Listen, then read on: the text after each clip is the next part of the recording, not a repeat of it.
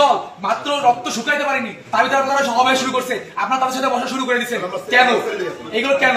পরে তাহলে আপনারা আবার আমাদের বুকে গুলি চালাবেন। আপনারা যে গুলি চালাবেন না, এর গ্যারান্টি কি আমাদের দিবেন? কোন ছাত্রের উপরে, কোন জনতার উপরে, নিরাপদ জনতার উপরে, কোন মিছিলের উপরে যে গুলি চলবে না, মিছিল মিটিং যে স্বাধীনভাবে হবে, এর কোন গ্যারান্টি আছে? আপনারা জবাব দিয়ে আমরা বলি আপনাদের এই খুলনার অনেক প্রশাসন দেখছি, সেদিনকে আওয়ামী লীগের আমাদের যখন জোর করে তুলে নিয়ে যাওয়া হয়েছে, আওয়ামী লীগের অনেক আতিপাতি নেতারা আপনাদের আশপাশ দিয়ে ঘুরছে, আপনারা কোনো প্রতিবাদ করতে পারেন নাই। যেহেতু আপনি পুলিশ কমিশনার সেদিনকে কোনো প্রতিবাদ করতে পারেন নাই সন্ত্রাসীদের বিরুদ্ধে, আমরা চাই না এই খুলনা কমিশনারের এই আপনার মতো পুলিশ কমিশনার আমরা খুলনায় চাই না। 16 বছরে জনগণকে একত্রিত করে আন্দোলন করতে পারে নাই। আমরা যখন অরাজনৈতিক ভাবে সাধারণ ছাত্ররা বৈষম্য বিরোধী ছাত্র আন্দোলনের ব্যানারে আন্দোলন শুরু করছি, তখন সকল জনগণ আমাদের সাথে আসছে। তখন আমরা আপনাদের আওয়ামী লীগের স্বৈরাচারের পাচারা রূপ দেখেছি। একটা সেম টাইমে এখানে আবু সাইদের নাম নেওয়া নেবে, এখানে মুক্ত ভাইয়ের নাম না নেওয়া হয়, এখানে অন্যান্য শহীদদের নাম না নেওয়া হয়, এখানে কিভাবে আপনারা মিটিং শুরু করতে পারেন? এখানে আমরা কোনো দলের টাকার উপরে ভিত্তি করে আন্দোলন করি নাই। এখানে সাধারণ ছাত্ররা প্রতিদিন হেঁটে খেয়ে না খেয়ে কোন সিঙ্গারা বিস্কুটের লোভে না যে নিজেদের পায়ের মাথার ঘাম পায়ে ফেলে তারা আন্দোলন করে, এই একটানা 35 দিনেরও বেশি সময় ধরে আন্দোলন করে তারা আমরা আতঙ্কে পুলিশের উপর এই দেশটাকে আমরা ঠিক করতেছি। আমরা যখন দেশ সংস্কার করতেছি অরাজনৈতিক ভাবে, আপনারা তখন রাজনৈতিক দলের নেতা কর্মীদের নিয়ে এখানে কি করতেছেন? আপনার এই প্রশাসন লেয়াজু ভিত্তিক প্রশাসন, এই প্রশাসন যদি ভবিষ্যতে থাকে, আমরা আশা করতেছি আমরা সাধারণ ছাত্র সমাজ আবার একই ঘটনার সম্মুখীন হবো। আবার গুলি চালাতে পারেন। আজকে আগের দিন আপনারা লীগের হয়ে গুলি চালাচ্ছেন, এর পরবর্তীতে আপনাদের জুনিয়র অফিসাররা কেন স্বতন্ত্র কমিশন চায়? তারা কেন বলতেছে যে আপনারা আমাদেরকে স্বাধীন করুন? কারণ তারা জানে আবার যখন নতুন রাজনৈতিক দল আসবে, আপনারা সেই নতুন রাজনৈতিক দল যদি চাপে পড়ে, তাহলে আপনারা আবার আমাদের বুকে গুলি চালাবেন। আপনারা যে গুলি চালাবেন না, এর গ্যারান্টি কি আমাদের দিবেন? কোন ছাত্রের উপরে, কোন জনতার উপরে, নিরাপদ জনতার উপরে, কোন মিছিলের উপরে যে গুলি চলবে না, মিছিল মিটিং যে স্বাধীনভাবে হবে, এর কোন গ্যারান্টি আছে? একটা দল মাত্র রক্ত শুকাইতে পারেনি, তার ভিতরে আপনারা সমাবেশ শুরু করছে, আপনারা তাদের সাথে বসা শুরু করে দিচ্ছেন কেন? এগুলো কেন? আপনারা জবাব দিয়ে আমরা বলি আপনাদের এই খুলনার অনেক প্রশাসন দেখছি, সেদিনকে আওয়ামী লীগের আমাদের যখন জোর করে তুলে নিয়ে যাওয়া হয়েছে, আওয়ামী লীগের অনেক আতিপাতি নেতারা আপনাদের আশপাশ দিয়ে ঘুরছে, আপনারা কোনো প্রতিবাদ করতে পারেন নাই। যেহেতু আপনি পুলিশ কমিশনার সেদিনকে কোনো প্রতিবাদ করতে পারেন নাই সন্ত্রাসীদের বিরুদ্ধে, আমরা চাই না এই খুলনা কমিশনারের এই আপনার মতো পুলিশ কমিশনার আমরা খুলনায় চাই না। শুধু আপনি না, ওই দিনকে উপস্থিত সকল প্রশাসনিক কর্মকর্তাকে বদল করতে হবে।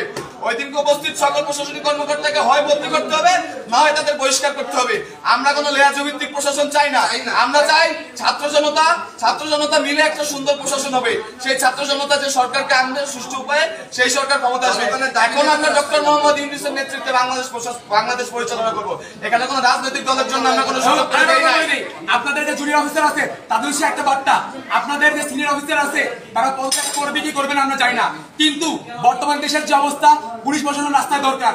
আপনারা অঞ্চলে অঞ্চলে ডাকাতি হত্যাযজ্ঞ থামান, রাস্তায় ফিরে আসেন। সিনিয়র অফিসার থেকে কমান লাগবে না, আপনারা নিজ নিজ থানার আন্ডারে আপনারা কাজ করেন। প্রয়োজনে এই যে আপনাদের 11 দফা দাবি আছে, এইগুলো দেশ ঠান্ডা হওয়ার পরে, কেয়ারটেকার গভর্নমেন্ট নেওয়ার পরে আবার ঠিক করা যাবে।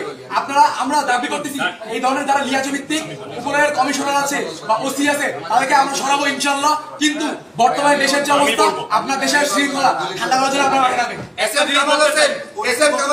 টেবিলে থাবা দিয়ে আমি সেদিন সাহস করে বলছিলাম আপনার প্রধানমন্ত্রীকে এই 9 দফা দাবি মানতে হবে, জাতির কাছে ক্ষমা চাইতে হবে। সেদিন এসএম কামাল হোসেন যখন থাবা দিয়ে বললেন, তখন কোথায় ছিল এই প্রশাসন? আমি কেএমপি হেডকোয়ার্টার নিজ দায়িত্বে কথা দিয়ে ঠেকালাম যে স্যার আমার ছাত্ররা কোনো ভাঙচুর করে না, এরা দুষ্কৃতকারী না, আপনার কেএমপি হেডকোয়ার্টারে কিচ্ছু হবে না।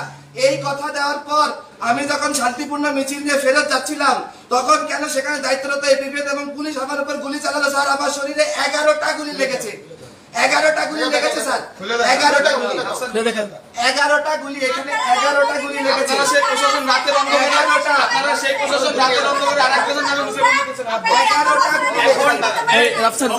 এখন একটা লাস্ট এই দলকন না না আমার এই লাস্টটাই চুপ থাক। একটা কথা, আমাদের সাথে মিটিং এ বসছে, আপনারা আজকে গুলি চালাবেন, সামনে থেকে আবার গুলি চালাবেন। আরে দাও গুলি চালাবেন, আপনারা গুলি চালাবেন। আমার শিবির এরা দখল হচ্ছে। আরে ভাই কথাটা শেষ করতে দে। একটা ব্যাপার আমরা প্রথমে যেটা বলতে চাই, প্রশাসন আমাদের দরকার। প্রথম কথা, প্রশাসন আমরা চাই, তবে আমরা প্রশাসনের যে নৈতিকতার যে অবক্ষয় দেখেছি, স্পেশালি আমি পুলিশ বাহিনীকে বলবো, তাদের এই নৈতিক অবক্ষয়ের কারণে আজকে পুলিশ প্রশ্নবিদ্ধ, এবং আমরাও এই ক্ষেত্রে ব্যথিত যে আমাদের অনেক পুলিশ মারাও গিয়েছে। বাট তাদের এই নৈতিকতা যদি থাকতো তাহলে আজকের এই সিচুয়েশন দেখা লাগতো না। তবে আমরা কোনো রাজনৈতিক দলকে এখানে প্রমোট করার জন্য আমরা ছাত্র সমাজ এখানেও আসিনি এবং সারা বাংলাদেশে আছেন আমরা নিরপেক্ষতার ভিত্তিতে আমরা এই সরকার গঠন করতে চাই। এবং পুলিশ বাহিনীকে আমরা বলবো যে আপনারা যেই ধরনের নেতৃত্ব দরকার বা যে নৈতিকতা থাকা দরকার সেটার ভিত্তিতে আগামী দিনে কাজ করবেন। আমরা অবশ্যই প্রশাসনকে চাই, প্রশাসনকে আমরা তো কোনোভাবেই ধিক্কার বা ঘৃণা জানাতে লেয়াজভিত্তিক প্রশাসনকে ধিক্কার জানাই। এট দ্য সেম টাইম আমরা চাই যে প্রশাসনিক কয়েকজন কর্মকর্তার জন্য যে পুরো ডিপার্টমেন্টকে বরখাস্ত করতে হবে বা ডিপার্টমেন্টকে আমরা নিন্দা জানাবো সেটা না, আমাদের অবশ্যই প্রশাসন দরকার আছে। প্রশাসন না থাকলে বিশৃঙ্খলা বাড়বে, এটা আমরা সবাই জানি। আমরা ছাত্ররা তো আর এই মাঠের দায়িত্ব নেব না, আমাদের পড়াশোনা আছে। তবে এই লিয়াজভিত্তিক প্রশাসন আমরা কখনোই চাই না এবং এই বাংলার ছাত্র সমাজ কোনোদিন মেনে নেবে না। আজকে আপনারা যদি রাজনৈতিক নেতাদেরকে ইনভাইট করতেন তাহলে আমাদের কেন রাখছেন? আমরা তো কোনো রাজনৈতিক নেতার আন্ডারে আমরা কোনো আন্দোলন করিনি। এই আন্দোলনটি কোনো আন্দোলন হচ্ছে। আমরা যেটা চাইবো যে খুলনা সহ যে আপনাদেরকে বলি, আপনাদেরকে বলতেছি, আপনারা বর্তমানে কোন স্বৈরাচার সরকারের আন্ডারে নেই। আপনারা ছাত্র জনতার জন্য যেটা ভালো হয় সেভাবে আমরা যে আমাদের প্রতিনিধি ভাইরা আছে ঢাকা বিশ্ববিদ্যালয়ের তাদের নেতৃত্বে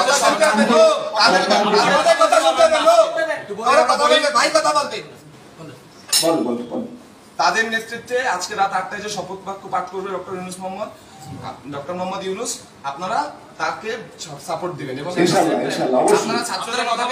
আপনারা ছাত্র জনতাকে সর্বোচ্চ সহযোগিতা করবেন। এখানে আজকে আমাদের ছাত্র প্রতিনিধিদের কাছ থেকে যতগুলো বক্তব্য এসেছে কোনো বক্তব্য না কেটে পুরোটা বক্তব্য আপনারা প্রচার করবেন। এটা বাক স্বাধীনতা, বাংলাদেশ আবার আমরা ফেরত আনছি, এই বাক স্বাধীনতা চিরকাল থাকবে। কেউ কথা বলা থেকে চুপ থাকতে পারবে না। আমরা আবার কথা বলবো, আমরা আবার অন্যায়ের বিরুদ্ধে প্রতিবাদ করবো। যদি কোনো রাজনৈতিক দল এরকম কোন এজেন্ডার নামে আমরা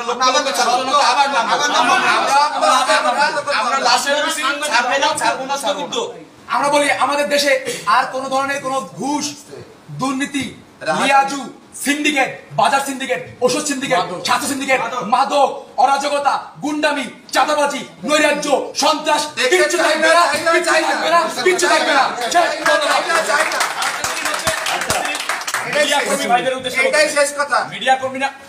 মিডিয়া কর্মীদের উদ্দেশ্যে বলতে চাই যে ভাই, আপনারা যারা আমাদের সাথে ছিলেন এই আন্দোলনের শুরু থেকে, এবং আমি মিডিয়া কর্মী অনেকের সাথে কথা হয়েছে, তারাও এতদিন বাক স্বাধীনতা প্রকাশ করতে পারেন নাই। তো আজকে থেকে না, আন্দোলন যেদিন থেকে সরকার পতন হচ্ছে সেদিন থেকে আপনারা এই স্বাধীনতা প্রকাশ করছেন, আগামী দিনেও করবেন। আপনারাও না হলে পরিস্থিতি হবেন জাতির কাছে, এই শিক্ষার্থী বৃন্দদের সমাজ তাদের কাছেও, আপনাদের কাছে আপনাদের নৈতিকতা যেন থাকে।